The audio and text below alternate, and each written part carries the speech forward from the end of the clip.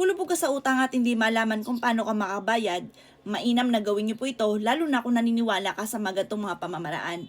Sa ganito po ako nagsimula mga bossing ko at lagi kong nagwi-wish ng mga magaganda at nagkatotoo naman po ito.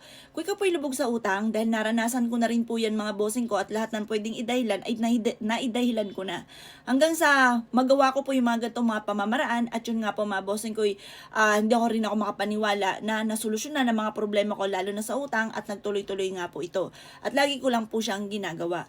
Kumuha po kayo ng isang garapon. Ang garapon na ito, mga bossing ko, kahit yung bang pinag-ubusan ng palaman, pwede na po yun. Huwag ka nang bumili ng garapon. Pagtaas, lagyan nyo ito ng 3 kutsara.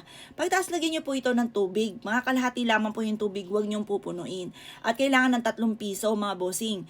Yung 3 piso, hugasan nyo muna, tapos saka nyo po ihulog dyan, mga bossing. At kung meron kayong clove, mga bossing, alam nyo po ba yon? Clove. I-search po yan mga bossing ko sa online, yung mga nagtitinda mga bossing ko ng mga allspice or iba't ibang klase ng herbal. Mura lamang po yan. Marami rin siyang benepisyong dulot. Kagaya ng pagpapalago mga bossing ko ng buhok. Kung mapapasin ninyo, nalulugas na yan kaya nagpagupit ako ng buhok. Kapag ka nipis-nipis na ng buhok ko mga bossing ko sa ginagamit ko rin po mga chemical, pagpapariban, pagpapakulay, mga ganon. Nagnipis na po siya ng sobra. Pero ngayon mga bossing ko, masin nyo po, napakakapal na po yan. Dati kasi parang ang laki na ng agwat kapag ginanyan nyo siya. Ang laki na ng agwat, halata na pupuknat na mga bossing.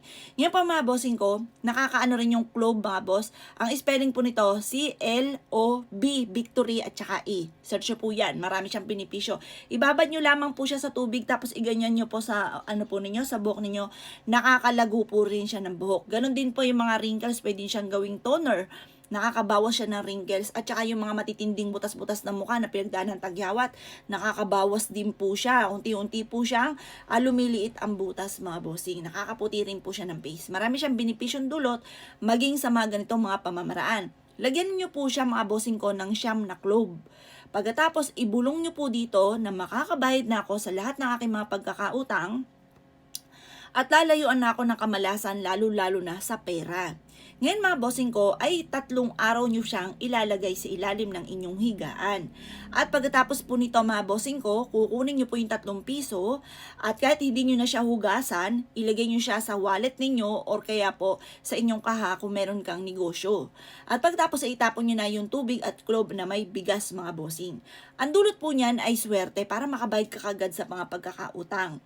Magpapasalamat ka sa pampaswerteng ito dahil mabilis po yung pagtugon po niya sa wishes po ninyo.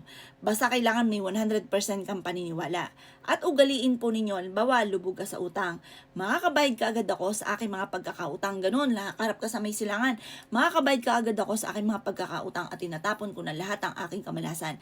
Yung po mga bossing ko. Kapag nagawa nyo po yun, tuwing umaga, ganun po, lagi mo binubukas sa bibig, mangyayari po yan. At gawin nyo po yung tinuro ko sa inyo mga bossing ko at makakatulong po yan upang sa ganun kung ano man yung inyo po mga wini-wish, kahit ano naman pwede nyong i-wish po doon, ay matutupad ka agad.